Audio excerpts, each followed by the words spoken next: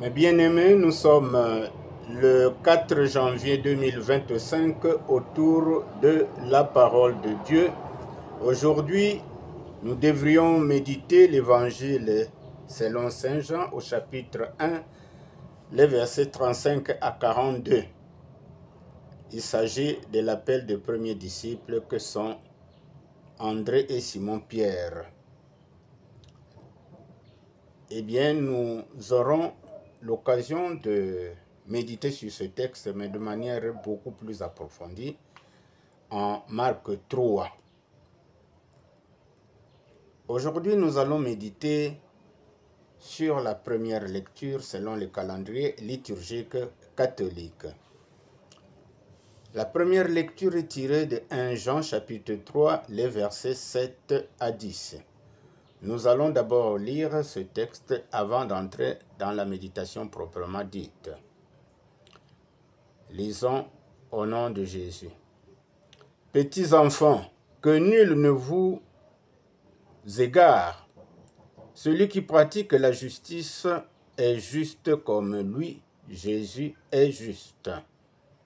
Celui qui commet le péché est du diable, car depuis le commencement, le diable est pécheur. C'est pour détruire les œuvres du diable que le Fils de l'homme s'est manifesté. Quiconque est né de Dieu ne commet pas de péché, car ce qui a été sémé par Dieu demeure en lui. Il ne peut donc pas pécher, puisqu'il est né de Dieu. Voici comment se manifestent les enfants de Dieu et les enfants du diable.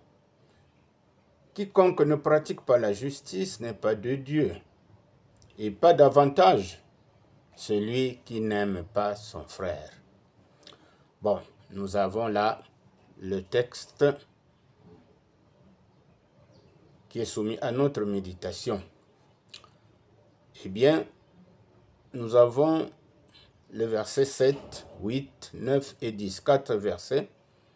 Pour la compréhension de ce texte, nous allons essayer de comprendre la quinquétance de chaque verset.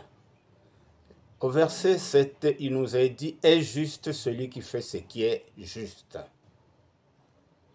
Alors Christ est pris en exemple dans ce verset, lui, le juste par excellence. Que signifie pour nous chrétiens marcher dans la justice ou pratiquer la justice?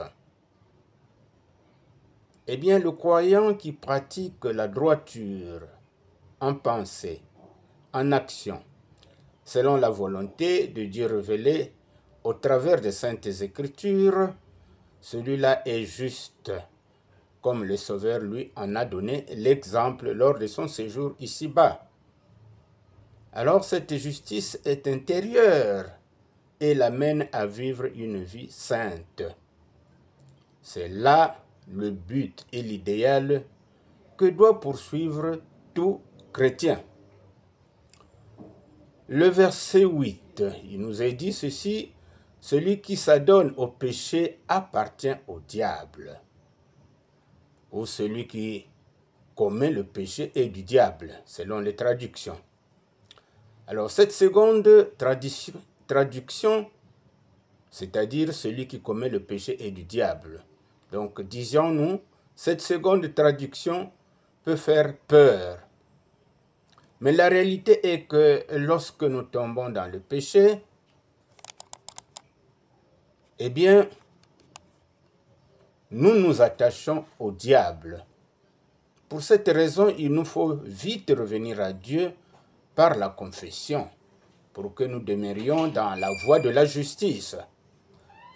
Notre vie ici-bas est une lutte permanente entre le bien et le mal. Chaque jour, nous avons à choisir entre ces deux choses. Le bien et la justice sont incarnés par Christ. Le mal et l'injustice par Satan. L'un détruit l'autre. Et c'est une lutte au quotidien. Il nous faut choisir entre les deux, car ils ne peuvent cohabiter. Le verset 9. celui qui est né de Dieu ne s'adonne pas au péché. Ou quiconque est né de Dieu ne commet pas de péché. Ici encore, cette seconde traduction peut être mal comprise, c'est-à-dire celle qui dit que quiconque est né de Dieu ne commet pas de péché. Alors, en effet, celui qui est né de Dieu a la semence de Dieu en lui. Par conséquent, il est une nouvelle création de l'Esprit, comme nous le dit 2 Corinthiens 5, le verset 17.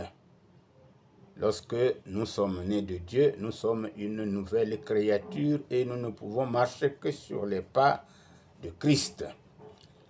Et pour ce dernier, le péché apparaît dès lors dans sa vie comme une œuvre du vieil homme qui a été crucifié avec Christ, comme cela nous est dit en Romains 6, verset 6. Alors, cette expression « il ne peut pécher parce qu'il est né de Dieu » est une affirmation de la foi, mais non une donnée de l'expérience. Ainsi, chaque fois que le chrétien renouvelé est face à la tentation, il doit se regarder comme mort au péché et vivant pour Dieu en Jésus-Christ. Ce que nous pouvons bien lire en Romains 6, verset 11. Alors, de ce fait, il demeure sous l'action du Saint-Esprit qui le sanctifie. Il éprouve que la domination du péché sur son âme est brisée. On peut en conclure que lorsqu'un chrétien tombe dans le péché et y persévère, il attriste l'Esprit de Dieu qui est en lui. Et sa naissance en Dieu pose problème. C'est ce qu'on appelle l'égarement, car il ne prend pas conscience que la semence de Dieu qui est en lui renferme une puissance infinie de vie qui finira par triompher de tout péché. C'est donc le chemin de la confession qui permet de restaurer toute âme qui attriste le Saint-Esprit scellé dans tout homme né de nouveau. Alors, le dernier verset qui nous dit « Quiconque ne pratique pas la justice n'est point de Dieu ». Bien, en lisant tous les versets 10, on relève un autre trait caractéristique des chrétiens renouvelés. Outre la pratique de la justice, les enfants de Dieu sont aussi marqués par l'amour. Il s'agit de l'amour envers leurs frères, amour qui procède de Dieu.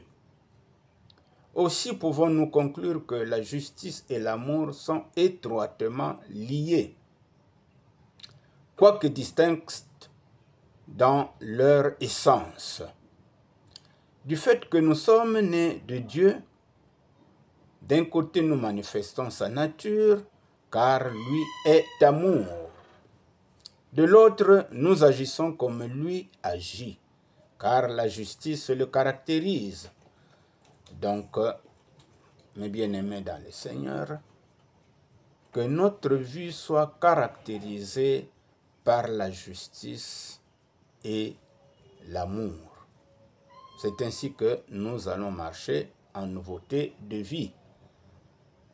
Voilà, mes bien-aimés, ce que nous avions pensé partager avec vous autour de ce texte 1 Jean, chapitre 3, le verset 7 à 10. Likez, partagez et abonnez-vous pour la gloire de notre Seigneur Jésus-Christ. Amen.